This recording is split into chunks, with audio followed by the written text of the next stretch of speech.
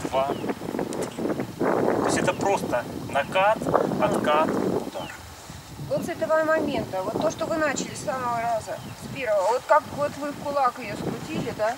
Здесь вот мы кулак. стали, Да. вот так мы стоим. Да. И вот так оставляем кулак просто. Да. Ага. То есть мы опускаем правую руку относительно Правая левой, как бы пошла счищая сюда. по ней. Да. Да. Ага. Как только рука ушла из контакта с левой, можно начинать сворачивать кулак. Ага.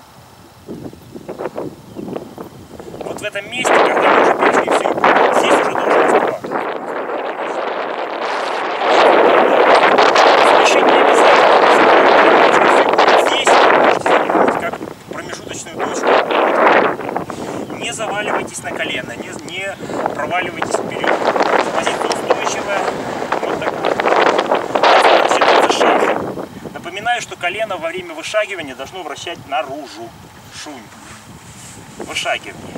Рука вот здесь счищающим движением идет вперед, вот так. Она дает перенос веса тела. И она же, когда начинает опускаться левая рука, она же закрывает. Напоминаю, коромысловая. Да. Вот позиция, в которой вы должны быть. Следите, чтобы левое колено не было выпрямлено в отпуск. Обязательно согнуто и амортизировать.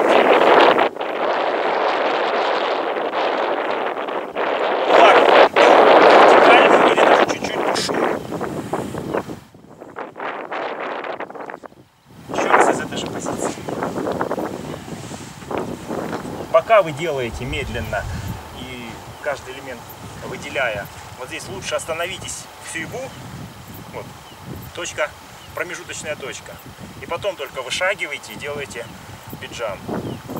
А уже немножечко поработав, переходите вот к такому варианту. Сразу.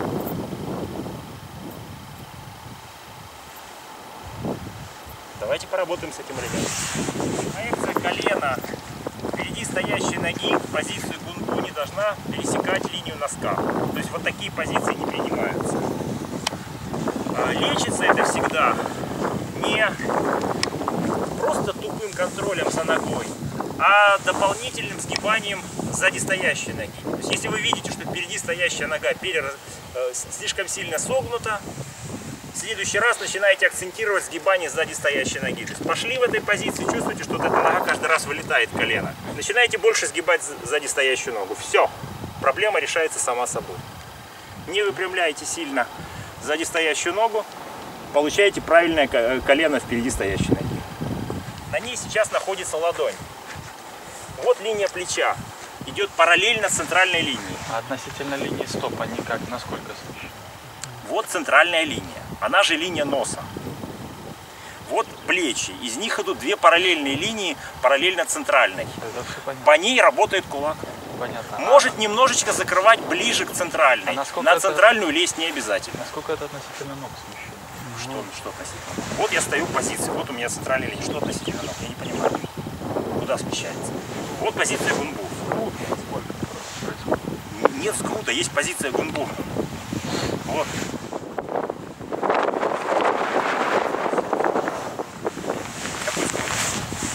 Вот центральная линия. Все, это позиция гунбу.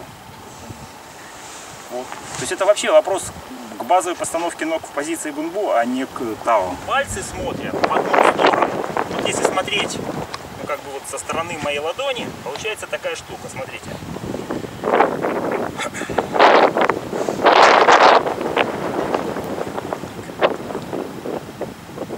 Пальцы смотрят в одну сторону, да?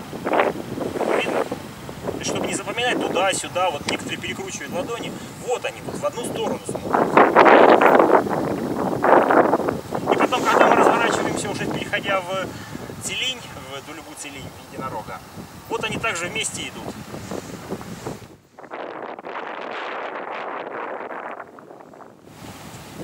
Подсказка. Пальцы в одну сторону. Высота нижней руки — это высота ниже нижних ребер, но колено где-то на 30 градусов в сторону.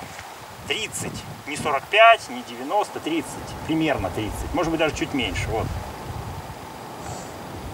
Моя центральная линия туда. Относительно центральной линии колено примерно на 30 градусов в сторону. Носок свешен. Руки формируют, заметьте, дугу, которая округляет в том числе и опустошает грудь. Округляет спину, опустошает грудь. Вот этого не делайте. Вот. Замыкание идет через руки на корпус. Как в столбе. Только здесь развернутое положение рук.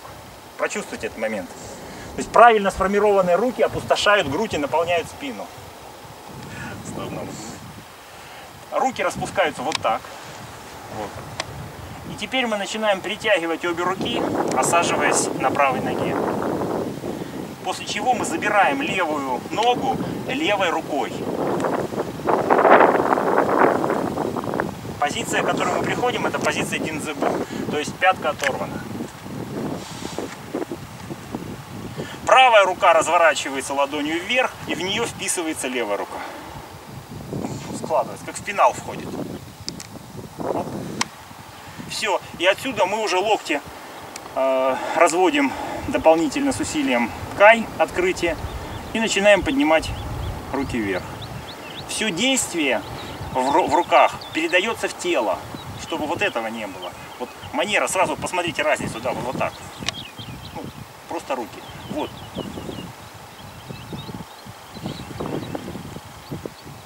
Старайтесь, когда вы вышагиваете в гунбу, не падать на переднюю ногу.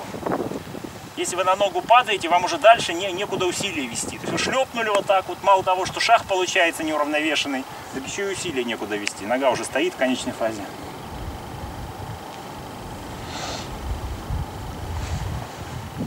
Ходьба в позиции гунбу напоминает чем-то ходьбу по болоту. Мы как будто бы ногой стараемся сначала пощупать место, минимально нагружая эту ногу, и только потом перенести на нее вес тела.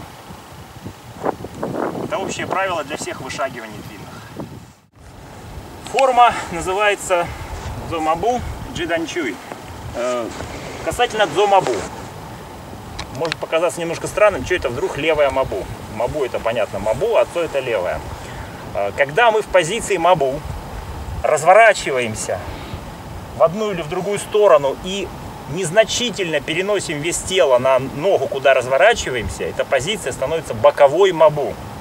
Ну, есть такая. То есть мы обычно привыкли, что мабу это вот это, но бывает еще и вот такая мабу. То есть практически, вот смотрите, разница. Я сейчас показываю мабу классическая, так скажем, фронтальная, и вот боковое мабу. Просто идет небольшой перенос веса тела и слегка провернут корпус. Позиция мабу. Это не гунбу, заметьте, здесь нет четкого натягивания лукообразного шага. Эта позиция, вот в данном случае, если я перенес больше вес тела на левую сторону, это дзомабу. Сейчас у нас она и будет. То есть шагом все просто. Теперь сама форма джиданчуй. Форма джиданчуй — кулак, указывающий на пах. Наш джиданчуй довольно сильно соответствует своему названию. Тут действительно кулак и действительно указывает на пах. Значит, выглядит полностью форма так. После дулебу целинь мы делаем такую вещь. Вот это движение, вот этой руки, в общем-то, с точки зрения юнфа, это удар в пах. Нас здесь интересует немножко сейчас особенности этого положения. Мы сейчас его разберем и подробно, и даже чуть-чуть поделаем юнфа. Особенность этого действия в том, что мы достаточно сильно, уходя вниз, немножко нарушаем правила вертикали. Но не то, чтобы его нарушаем. На самом деле корпус остается вертикальным, появляется небольшое складывание в паху. Если посмотреть на это действие спереди, ну, со стороны действия кулака, то вы увидите вот такую вещь. То есть не так я стою, а чуть-чуть складываюсь вот в этой области, в области коа, паховых складок. Координация рука и нога, как вы видите, достаточно четко видна. Вторая рука на центральной линии не лаогун, как мы обычно привыкли, а запястье. Или даже чуть-чуть дальше, может быть, в сторону предплечья выходить. Сейчас мы пробуем вот такую простую штуку. Позиция цзэжэньши. Оба кулака сворачиваем. И делаем так. Такое похожее на маршировку движения.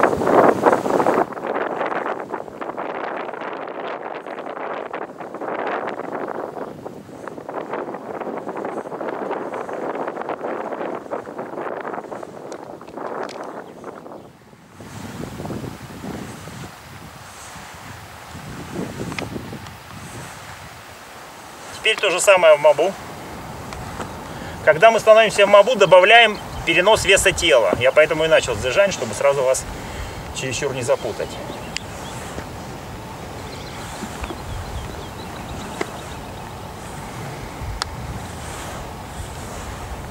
Голова слегка проворачивается в сторону действия кулака.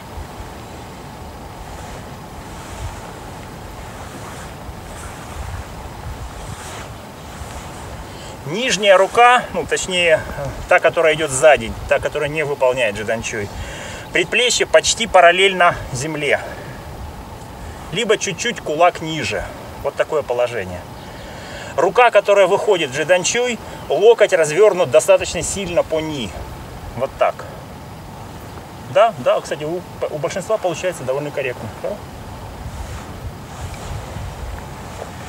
И добавляете сознательно небольшое складывание вот здесь. Чтобы сразу понять, к чему это складывание, Дима, сразу сделаем юнфа. Атака на верхнем уровне или какая-то агрессия на верхнем уровне. Я пытаюсь от нее как-то защититься. И явно наверху мне ничего не светит. Я ухожу вниз вот таким способом. То есть, подсаживаясь под его верхние руки, проваливаясь фактически. Иногда это может быть очень низкий заход вниз, то есть практически на высоту его живота. И отсюда вот этой частью либо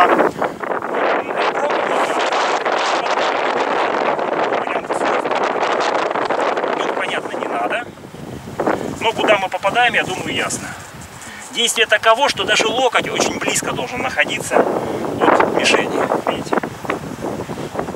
Если я бы выполнял это действие вот так, то есть вертикальным корпусом, во-первых, да, высота была бы немножко для меня более опасна. Во-вторых, с точки зрения структуры, у меня это движение пошло бы наружу. Видите, вот вокруг оси начинает разворачиваться кулак. А вот этот вот момент складывания направляет более плотно в одну линию. Видите? Вот. Сейчас сами это проверите. То есть попробуйте сделать так, потом так. Сравните ощущения. Вторая рука, она не просто болтается. Она усиливает все тело, запуская корпус и ноги. То есть как бы вбивает. Одна рука через другую проходит. Видите? Связь.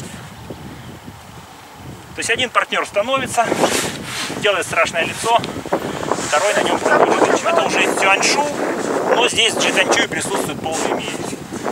Значит, я вхожу на своего оппонента с атакой по верхнему уровню. Попал, не попал, неважно. Отсюда формирую локоть, работаю по среднему уровню и отсюда проваливаюсь джиданчуй. Еще раз. Очень просто. То есть вход идет практически на одном усилии. Я вошел, раз, попал, не попал. Руку его этим движением смахиваю. Дальше мы будем с этим работать, поэтому я, собственно, немножко на опережение. Но у нас это будет завтра. Это кулак ветра. Фэнчуй. Вот он. Отсюда локоть. Это, кстати, будет в хлысте с крюком. Это же техника локтя. Вот. И отсюда подныриваем джиданчуй. Вышагивание с первым действием руки по структуре напоминает биджан. Но только здесь действие кулаком идет. То есть координация шага с кулаком, она такая же. Ну, видно же? Ну, Дим где-то. Сейчас вот так.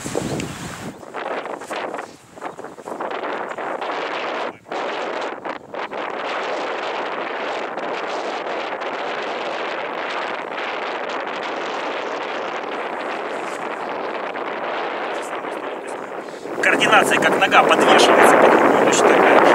Вы не просто шагаете, а потом что-то руками делаете. Ну или тем более или наоборот уже еще хуже. Хочется руками, потом шагом догонять, ноги-то медленнее. А мы сразу начинаем вот, видите? Нога может быть вообще еще с вздымленным носком. Раз, два. Здесь можно поверху руки идти, можно по низу. Как пришло, скажем так. То есть буквально несколько раз влупив подряд куда угодно. То есть здесь используется как центр для перехода, как вращение, для вращения руки для перехода к следующим действиям. То есть можете просто попробовать такую штуку, довольно забавную. То есть если рука вот здесь уже, тук, тук, тук, тук.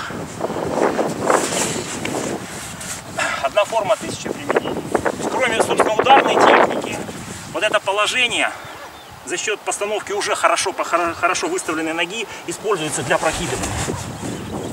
То есть здесь уже заточена практически форма. Я сейчас не буду бросать уже, просто посмотрите, как здесь равновесие выходит. То есть без удара, подбив под коленный сгиб, и рука работает на сворачивании. Видите? То есть конструкция уже на это заряжена. Единорога. Вот он. То есть просто по кругу, по часовой стрелке в змеином круге. Обе руки замахивают. Левая, конечно, больше, потому что она идет на удар. И со спины делаем несколько раз. Я думаю, сейчас вы быстро включитесь.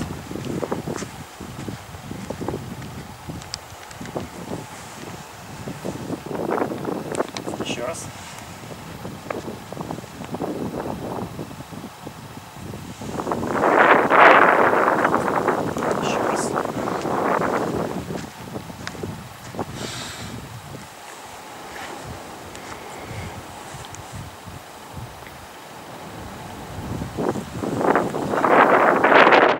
Показываю его сразу в перевязке к этой форме, потом по частям уже его изучим. Вот после цели мы делаем.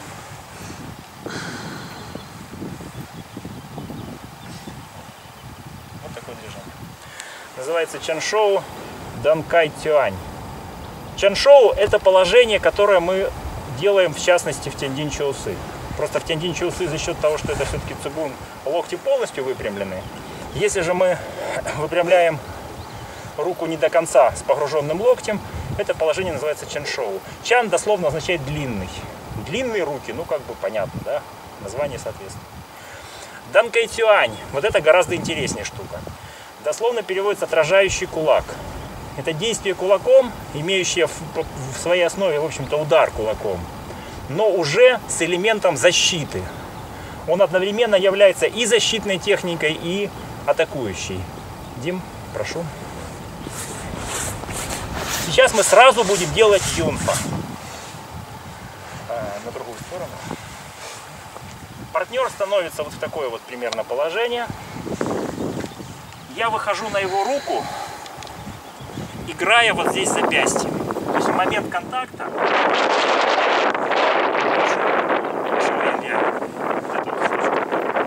теперь кулак. В момент контакта идет вот такое вибрационное встряхивание. И оно идет сразу на меня. То есть я его как бы забираю, смахиваю. После чего локоть направляется на него. И отсюда идет выбрасывание руки. Причем локоть в конечной фазе разворачивается в землю. Вниз. Общее действие максимально жестко.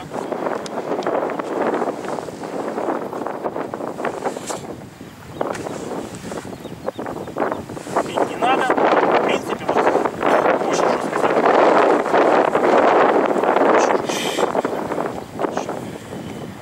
За счет вот этого зачерпывания у него вообще шансов никаких. Рычаг такой, что он прям выносит его. Пробуем сразу через юнфа, потом сделаем даньши и будет формула целиком. Касательно разворота локтя. Если вы будете делать движение без этого разворота, то есть локоть будет смотреть в сторону, то вопрос, чем вы будете останавливать движение. Оно либо пройдет вообще вот так, проносное будет, либо вы будете себе каждый раз очень здорово травмировать локоть. Суставчик здесь на самом деле не такой уж и железобетонный, как хотелось бы. Придется напрягать мышцы и, значит, тормозить движение в процессе, когда идет удар. Придется каждый раз напрягать мышцы, мышцами останавливать. То есть это будет гарантия, что вы сильно потеряете скорость. Мы используем скручивание, пушунь. Это жгут. Это жгут. Жгут позволяет, не напрягая мышцы, создать максимальную жесткость в суставе, чтобы сустав не вылетел и остановить движение в самой конечной фазе.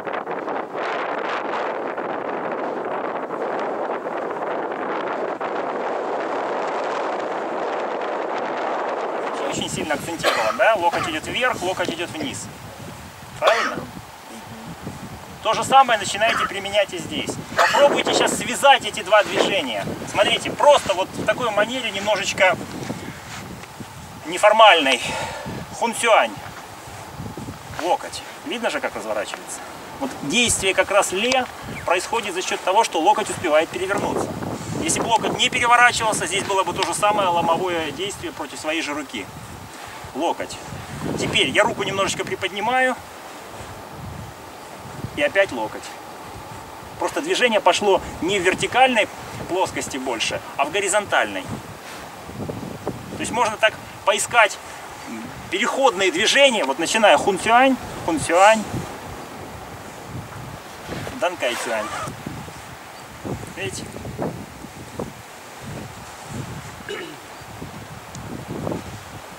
Поиграйтесь немножко. Почувствуйте, как по сути в локте одна и та же работа в этих двух действиях.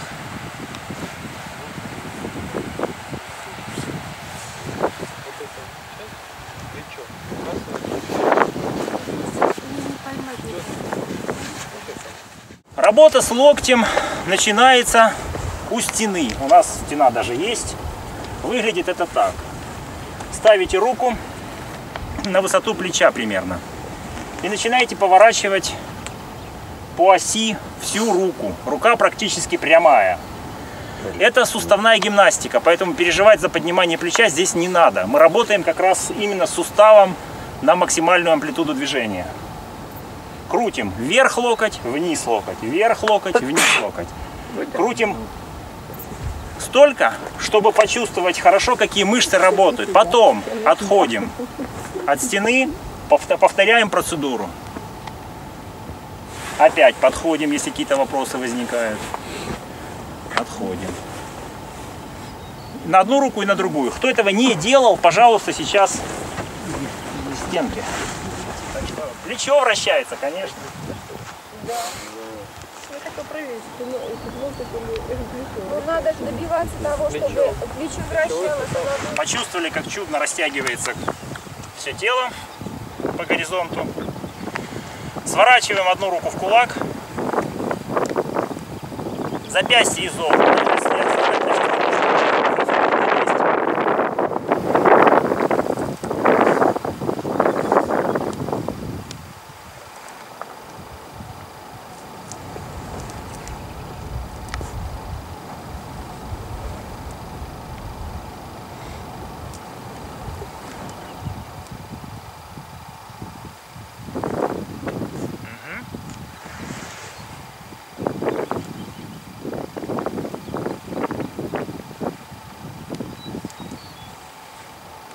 Продолжаем самостоятельно.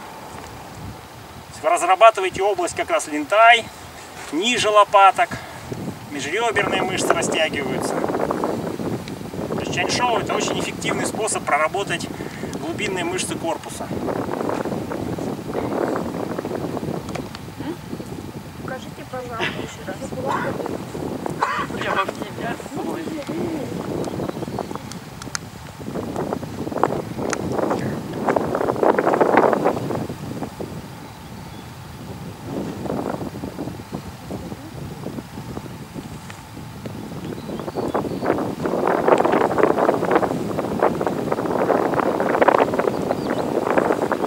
Можно на одну сторону делать.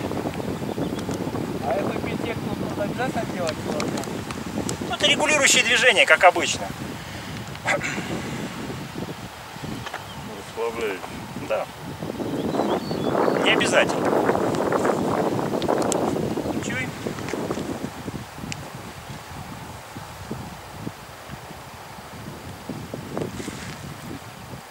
Еще раз.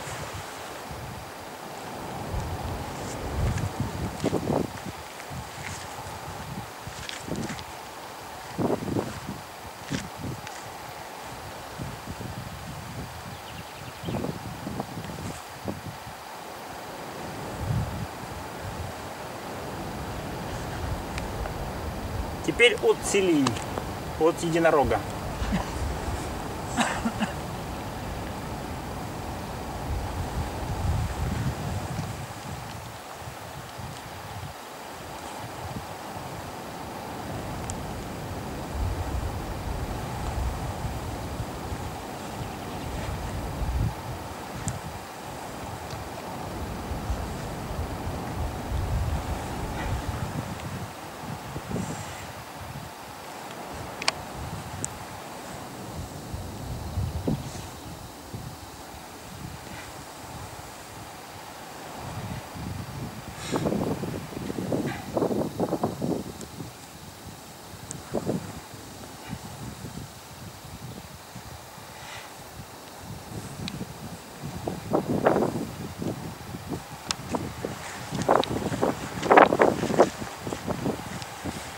Центральная линия Мабу, линия атаки. Между ними биссектриса, это примерно туда, куда у меня направлен взгляд. Боковое зрение захватывает вот эту область. Дальше я отсюда начинаю движение, я продолжаю смотреть туда.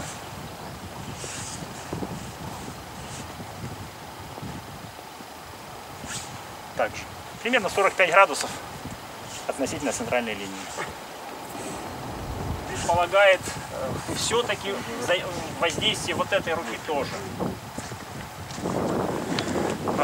Захват.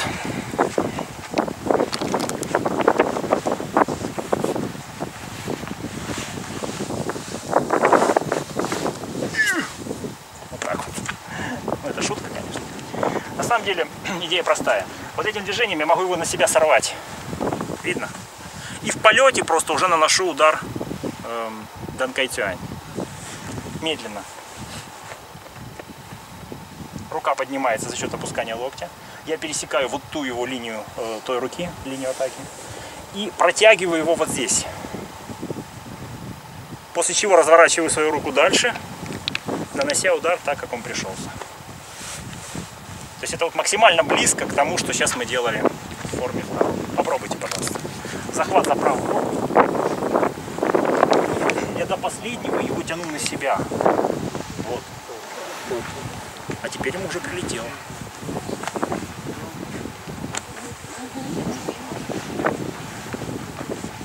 Смотрите. Вот может так случиться, вы начали делать технику. И вот в этом месте у вас явно не хватает или силы, или структуры, или того другого вместе, что чаще всего бывает. Вот тогда вторая рука решает эту проблему. То есть вместо того, чтобы вот здесь бороться, вполне нормально, совершенно эффективно сделать так. Вот жестко здесь держи. Вот он меня, например, здесь не пускает. Вот дополнительное действие. Уже пускает. Все. Освобождаться здесь не надо. Я просто руку начинаю вытягивать, еще больше вытягивая его по ходу его же руки, чтобы он сам навстречу напоролся на мой кулак. То есть получается еще взаимное столкновение. Поэтому не нужно здесь ни перехватывать, не пытаться вырваться. Наоборот, вот как идет удар, в смысле, как идет действие его руки, так оно пусть и идет. Все. А отсюда уже дальше понятно, что когда по голове попал, захват все равно слетит в конце концов. И, кстати, кто это уже сделал, попробуйте еще вот такой вариант. Тынсь. Тынсь. Еще раз. Вот эта штука может сработать, если у вас очень ловкий противник перекрыл вот это действие. То есть мы начали все это, руку раз, перекрыл. Ну и хорошо. Пошли вниз. Вот все вместе и свяжется. Еще одна форма. Зотуй нянзы. И все. Мы начинаем закручивать руку вниз, локтем, немножечко откатываясь на правую ногу за счет действия правой руки. Замах идет довольно интенсивно вверх. Потом локоть резко опускается и идет вниз. В конечной фазе правая рука чуть-чуть оттягивает назад. То есть еще раз, смотрите. Раз, два. Со спины.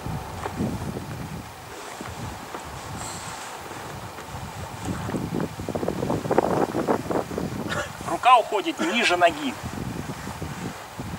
Почти вертикально.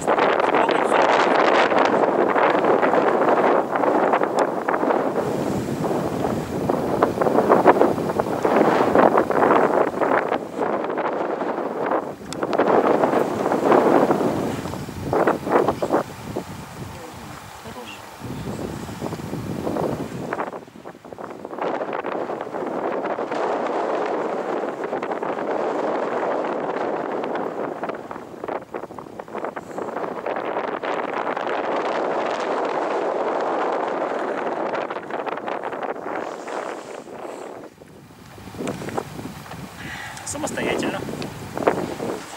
Смотрим. Самое простое юнфа. Самое простое. Я пытаюсь освободиться от захвата, он меня не пускает. То есть я начинаю действие, он меня держит. Я иду локтем, маховым движением и просто срезаю его руку. Просто идет вот такое амплитудное движение. Еще раз мягко. Проворот локтем.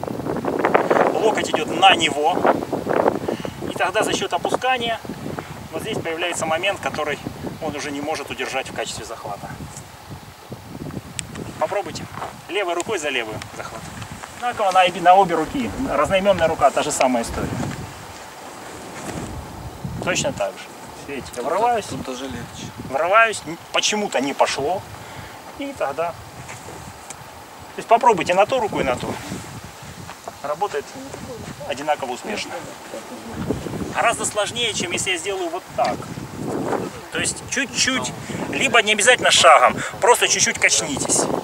Небольшое увеличение дистанции уже позволяет вам сделать гораздо большее, более амплитудное движение, легче пойдет срыв.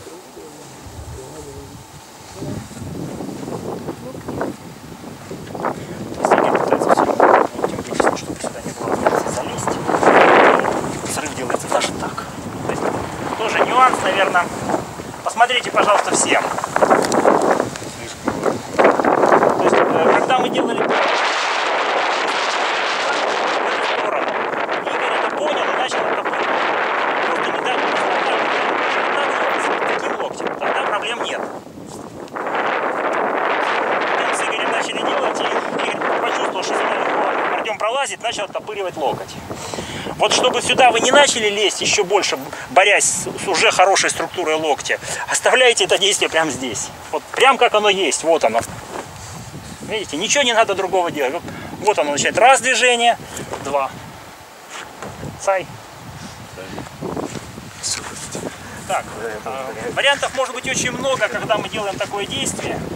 Один из вариантов, то, что мы сейчас делали до этого, вот эта штука. Отсюда же, когда я его уже немножечко вывел из равновесия, то есть он качнулся, но устоял на ногах, я перевожу это действие в рубящее по всему телу.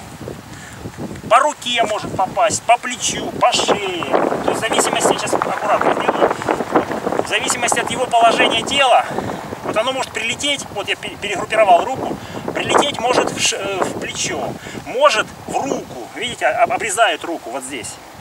Может даже в ногу. То есть идет движение вот так, как бы срезая его по корпусу. Это возможно только в том случае, если он уже немножечко поплыл. В устойчивом положении оно не сработает. То есть всякого рода вот такие отрезающие, легкие достаточно действия, вниз направленные, они тоже часто бывают основаны на этой форме. Переводится толочь в ступке. То есть как будто мы действительно вот мягенько что-то размалываем внутри.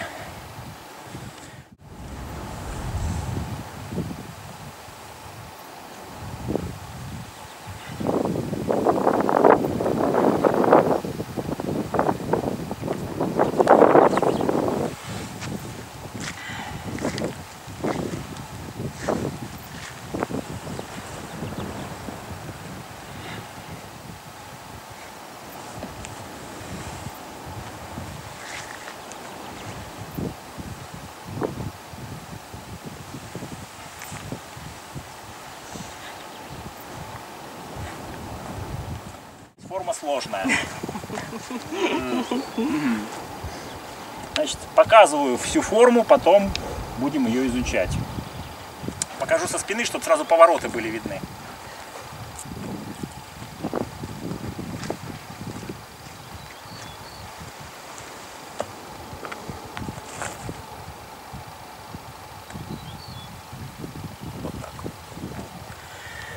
Значит, это одна форма, да. 4 в одном. Не, ну что, 4 в одном. Смотрите. Первое действие. После того, как вы сделали вот это, мы сейчас будем по частям, конечно, все учить. Первое действие. Откатываемся, вытягивает левый кулак, откатываемся и разворачиваем локоть по ни. Носок вздымается. Открываем рукой, разворачиваем ногу. Здесь положение будет очень неустойчивое, поэтому в нем вообще не стоят. Это чистая динамика. То есть сразу.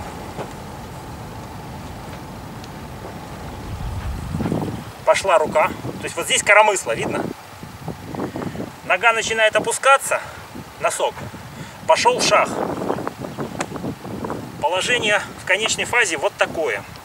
Немножко странное. Смотрите. Конечная фаза, вот сейчас сразу в нее станем. Форма достаточно, положение ног достаточно редкое. Оно тоже называется бинбу, но от классического бинбу отличается, как видите, значительно. Стопы почти параллельны или даже параллельны. Между стопами расстояние примерно ширина стопы или чуть-чуть больше. Ну, 1-2 стопы шириной. Колени согнуты, корпус вертикальный. Сразу с руками разбираемся. Левый кулак закручивает по ни, идет в землю. Вторая рука ладонь около локтевого сгиба, но в него не нажимает. То есть держит по центральной линии. Вот так. Вот такое положение. Колени согнуты, вот сбоку смотрите. Подсед небольшой, то есть мы не на прямых ногах стоим, мы подсели. Закручена достаточно интенсивно рука, почти по центральной линии. То есть кулак выходит на центральную линию, локоть, разумеется, немножко в бок.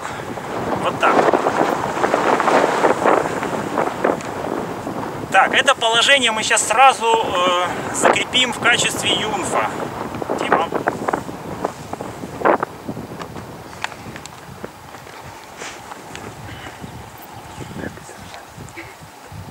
Да. Вот действие, которое все прекрасно знают. Ломовое воздействие на локоть. Для того, чтобы создать себе хотя бы малейший запас времени для каких-либо продолжений, чтобы защититься от этого безобразия, я могу использовать вторую руку в качестве усиления локтевого сгиба. Вы это тоже должны, по идее, знать. В данном случае мы еще и заворачиваем руку в кулак. Для чего, вы это поймете несколько позже. Но пока просто заверните. Значит, партнер встал, начинает нажимать. Нажимай. Вот, поворачивает меня. Ну, поворачивай чуть-чуть, да. Теперь я взял и так тык. И вот теперь, смотрите, меня начинает его движение разворачивать все целиком. Пока произвольно, с шагами, сейчас не надо сильно хитрить. Просто вот как происходит, так происходит. Почувствуйте, что вы вращаетесь как ось. У вас появляется ощущение, что вы вроде как волчок такой, который он вращает. Я здесь укрепил, потому что если я здесь этого не укреплю, он начнет это действовать, меня наклонит. А мне нужно, чтобы вот эта конструкция осталась вертикальной. Давай. Видите, что происходит? Вот это действие сейчас мы и закрепляем. Сразу через юнфа. Пожалуйста. Соответствует данному положению вот это.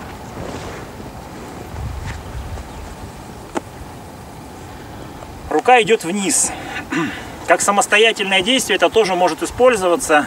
И одно из юнфа на это действие мы сейчас сделаем. Ну, единственное, что, возможно, кто-то будет падать при этом. На травку.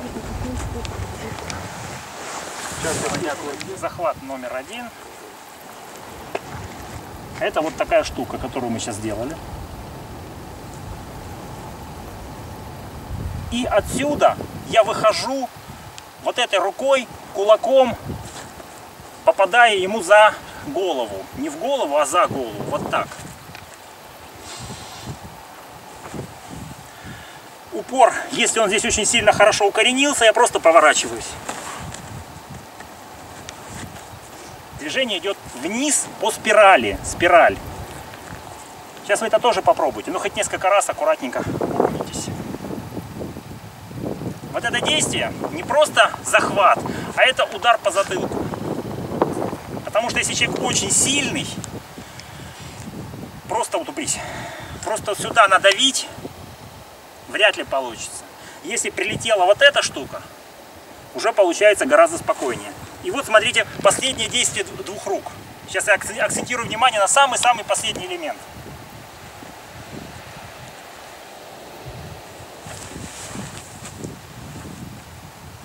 Видно, да?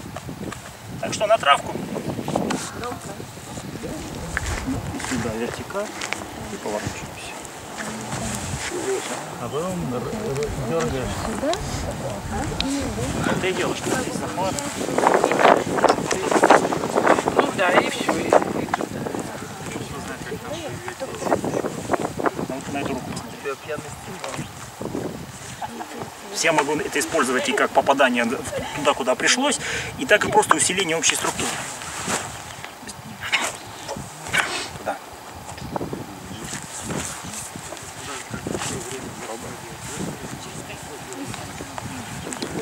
Просто поворот корпуса. Да, корпус поворачивается.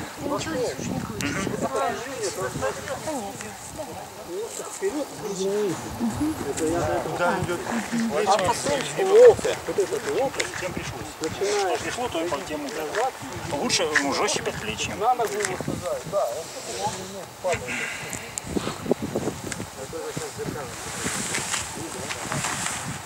общем, похоже, да? Там кулак только.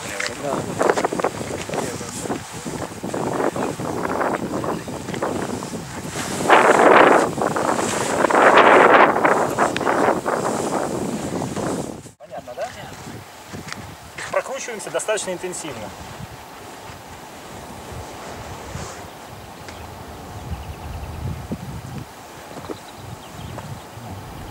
Вот в Багуа такое сплошь и рядом. У нас оно встречается очень редко, почему-то тоже бинбу называется. Бинбу дословно это получается рядом стопы. Шаг рядом, бин это рядом вместе. Угу. Почувствуйте, что кулак очень тяжелый, у нас прям реально тянет в землю. Вот тогда будет уже сразу правильная вся структура выстраиваться и стянет. Кулак по центральной линии, напоминаю. Конечное положение.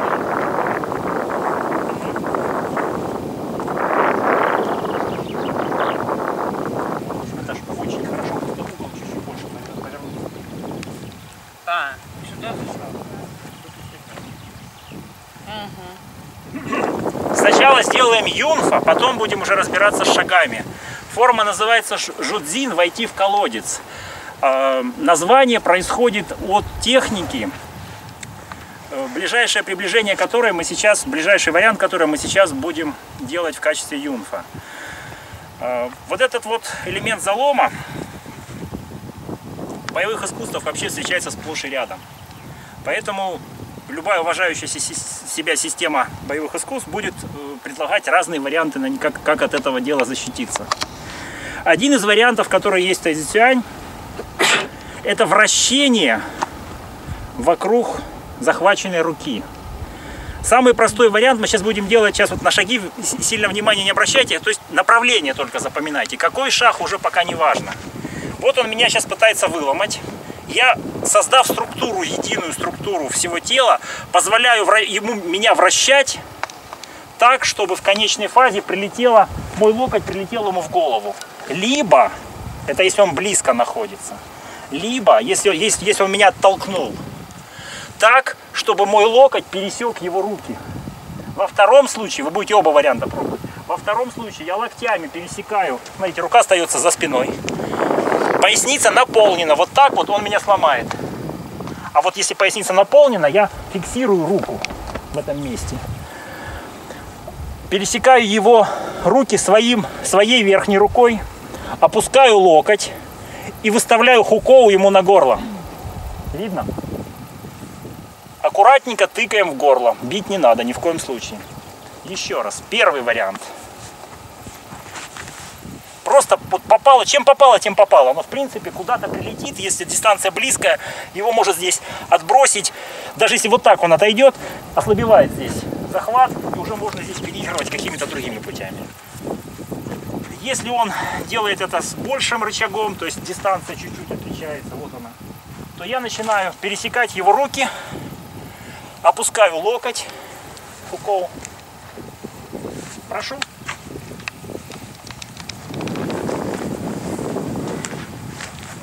здесь рука опускается, мне же нужно его руки пересечь. И уже вот так попадать будет, прицеливаться придется. А здесь оно как раз само скользит, куда-то да придет. По руке скользнуть может на горло, просто под грудь ее сразу на горло. То есть наводить руку не надо, она сама попадает куда надо. Такая штука, смотрите. Просто захват. Ну, у вас майки, если у кого, сильно не тяните, может рвется все. Вот. Захват в тайди-сюань часто формируется таким образом. Если захват за воротник, за область части одежды, чтобы захват усилился не за счет сжатия кулака, а за счет вращения. То есть мы как бы жгут создаем из одежды. Та же самая идея чаньцы, но уже с тканью. Закручиваю. Смотрите, я захватил его, и он может вырваться довольно быстро. Мне нужно здесь закрепиться. Я делаю, опускаю локоть, заворачиваю вот здесь максимально. Эффект достигается таким образом дополнительно, может быть достигнут, что еще и удушение пойдет. Ну, не всегда, но как бонусом иногда выскакивает. Вот такая штука. Теперь, из этого положения локоть опущен, я его к себе притягиваю, и после чего навстречу отдаю ему в горло как удар. Еще раз аккуратненько все это делается. Сейчас это же учебный процесс.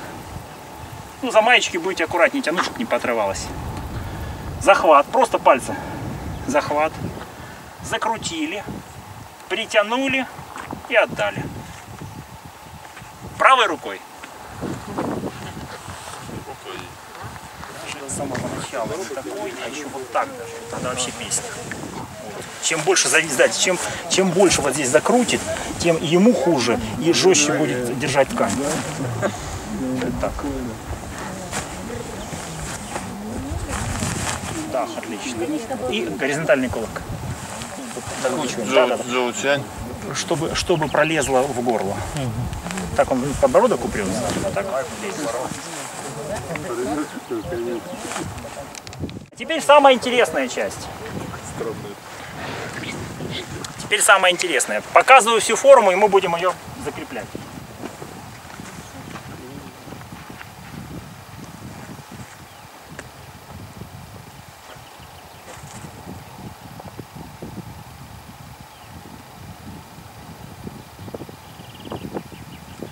Удара последнего здесь нет.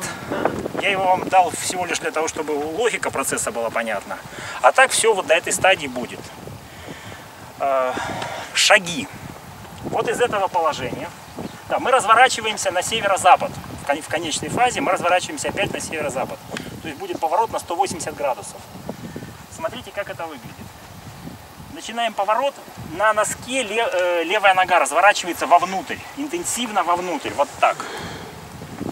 Шаг тоже достаточно необычный для тайди-сюань, но он здесь из практических соображений такой, чтобы ось сразу создать.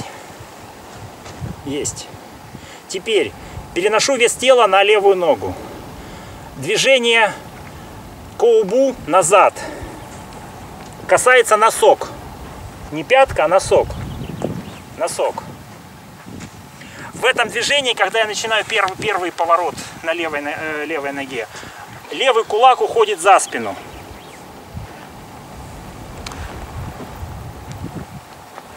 Пошел задний шаг. Перенос веса тела вперед. Поднимается левая пятка.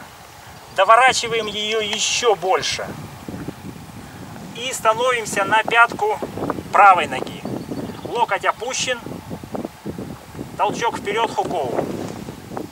Захватываем. Кулак сворачиваем на захват. Притягиваем. Опять носок вздымается. Еще раз вся последовательность с этой точки. Сначала посмотрите. Один раз я показываю медленно, потом будем делать вместе. Всем видно?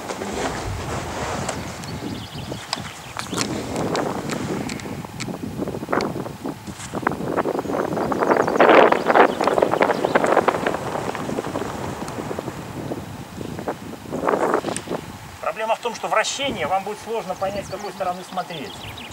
Поэтому сейчас мы будем делать вот настолько, насколько это возможно пошагово. Первый шаг.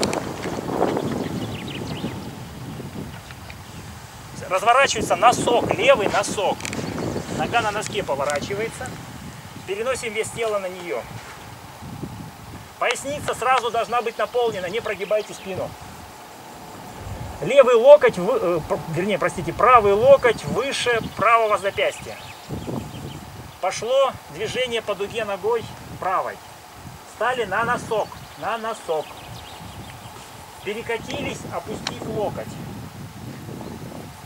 Довернули левую стопу, тоже на носке. Откатились, правый носок вздымает. Хукоу. Захват, откат, опять носок вздымает. Еще раз.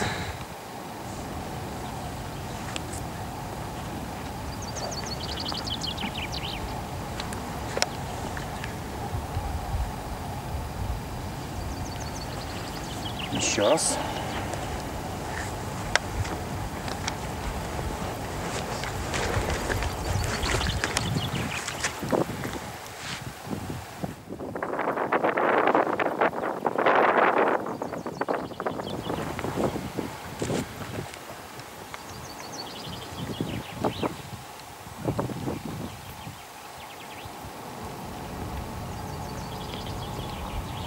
Еще раз.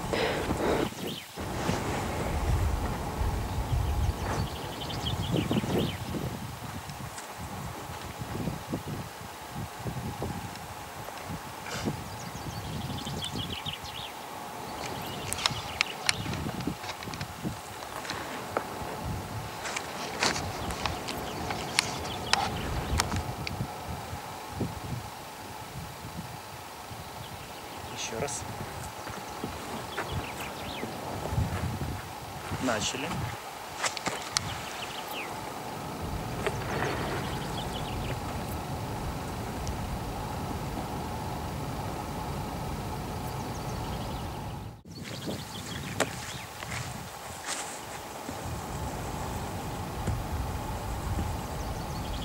Стоял так. Нужно развернуться. Смотрите, даже логика процесса. Нужно развернуться ногой. Вот так разворачиваться меня сильно расклинит. В некоторых техниках вроде бы ничего, но нас-то еще здесь закручивает. Если меня вот так еще расклинит и тут, смотрите, что с коленом будет. С коленом беда. Поэтому сразу начинаем вращать колено. Вот, рука, колено. Ну, просто естественность процесса, чтобы вы уловили. Колено немножко развернулось, уже пора и этой ногой повернуть. Повернули. Тут рука за спину, это уже вопросы к технике, к шагам, это уже вторично. Повернули. Теперь мне нужно довернуть эту ногу. Как? На ней сейчас полнота веса. Перенести на эту. Довернуть. Откатить. Все. То есть получается, вот смотрите, в динамике. Очень естественное движение на самом деле.